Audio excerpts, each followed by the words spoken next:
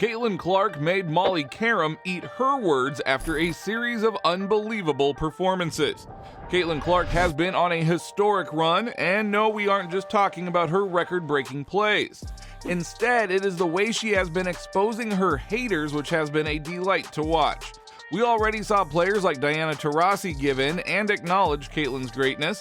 And then of course there is Sheryl Swoopes, who has been looking extremely silly as of late for trying to deny Caitlyn's incredible accomplishments. And now we've got Molly Qerim, who has had to walk back her hating comments about Caitlyn Clark. We are witnessing a rise of a bona fide superstar. Not only has Caitlyn been unbelievable on the court, but she has been getting the best of all her haters. By the end of this video, you'll see why it's better to root for Caitlyn Clark, otherwise you'll end up like Molly Qerim. This all started back when the USA Olympic team roster was announced and Caitlyn Clark was the glaring snub. Coach Reeves said that the decision to leave her off of the team was rather contentious, but it ultimately came down to experience and standard procedure. Caitlyn wasn't at training camp because she was playing March Madness and didn't play particularly well during the first few weeks of the WNBA season. Rookies rarely make the team even when they do participate in all of the pre-selection processes. Caitlyn being left off of the women's basketball Olympic team confused the entire basketball world. Michael Jordan and the Dream Team famously used the Olympics to make basketball a global game, and many believe that the women's organization was messing up by not including the face of women's basketball.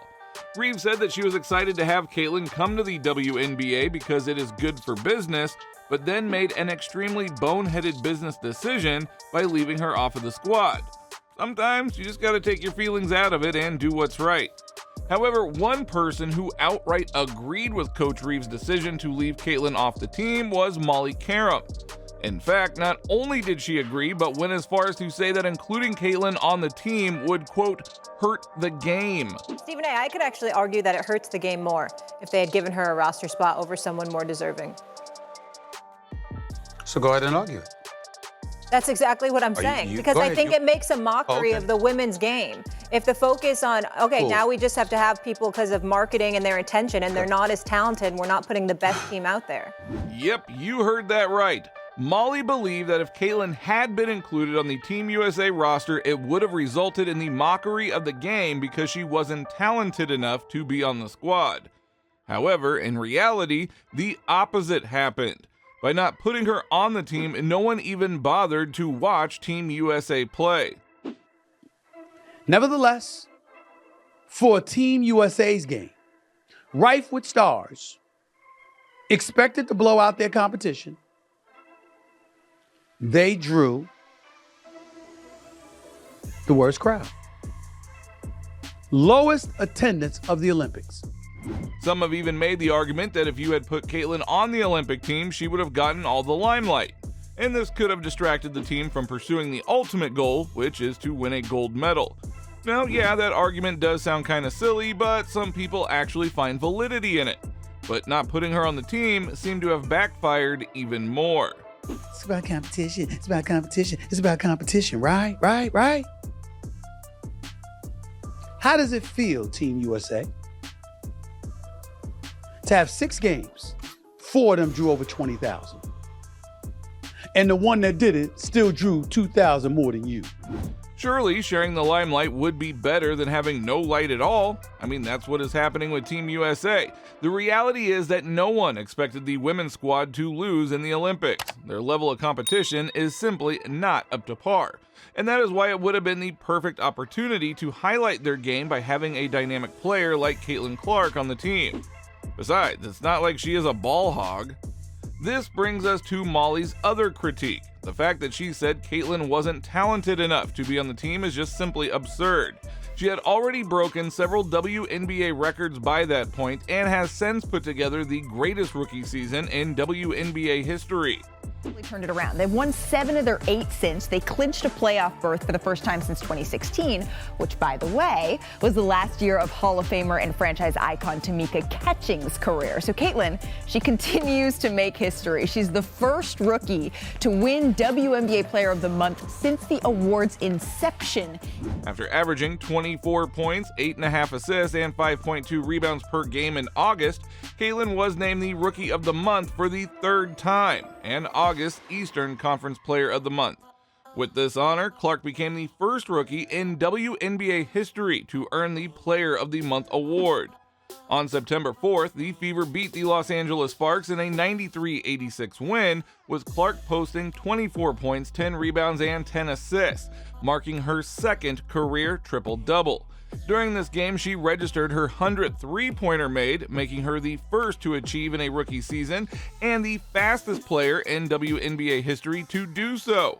It took her just 34 games. It was also Clark's third straight game with at least 20 points and 10 assists, equaling Courtney Vandersloot's streak from 2017 as the longest in WNBA history. So Caitlyn Clark finished with that triple-double. She just continues her superstar trajectory. She's the only rookie in WNBA history with a triple-double and now has 2 in her debut campaign. 2024 is the 25th season for the Fever in the W, and Clark is the only player in franchise history to ever get a triple-double. And those are just some of her accomplishments. She also has had some unbelievable moments this season. She's on pace to generate the most points in a season in WNBA history. As for this win streak, though, Caitlyn has created 224 points between points scored herself and points assisted. That's almost 45 points per game, and the most by any player ever during a 5-game win streak. Along with the record for the most consecutive point assist double-doubles in a rookie season, the most double-doubles by a rookie guard, the first rookie to record a triple-double, the single-game leader in three-point field goals made by a rookie, and she is the youngest player to record a double-double with points and assists in back-to-back games. She just had her second triple-double, but don't sleep on her double-doubles. She has had 7 games with 20 points and 10 dimes. That's the third most in league history. The Fever are not a matchup that anybody wants to play right now. I wonder what Molly was thinking as she watched Caitlyn rewrite WNBA history. Wait, we don't have to wonder because she tried her best to weasel out of her previous comments.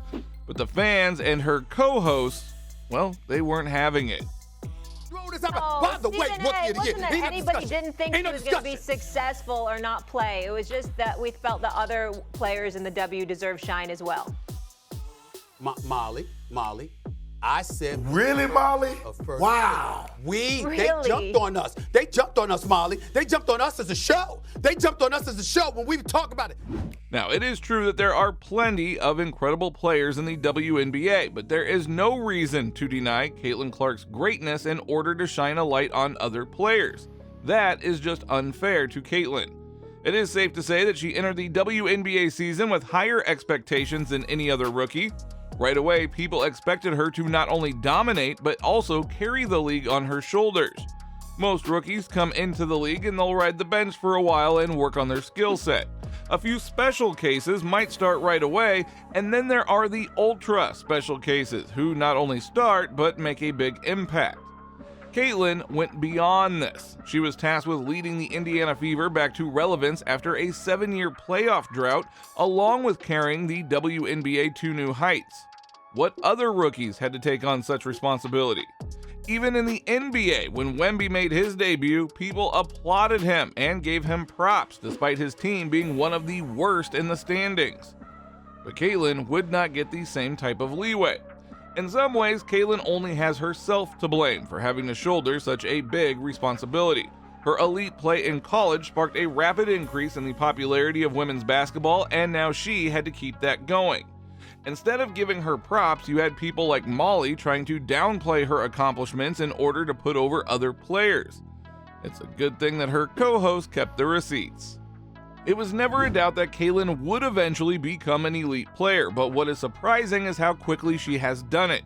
In fact, the in-season adjustments she has made really set her apart from her peers and shows off her incredible basketball IQ. Caitlyn's playmaking has elevated her Fever teammates as well. Aaliyah Boston is having the best season of her career and was named to the All-Star team. She also received the second most fan votes of any other player. Caitlyn and Aaliyah Boston became the first duo in Fever history to record 20-point double-doubles in the same game. Both of them were cooking the Mercury. However, that wasn't Caitlyn's only accomplishment. She also had 7 first-quarter assists, which broke a franchise record. She now has the Fever record for both assists in a single quarter and assists in a single game. And then on top of that, Caitlyn's other teammate, Kelsey Mitchell, also made the All-Star team. Having Caitlyn on the team just makes it so much easier for her teammates to play their roles.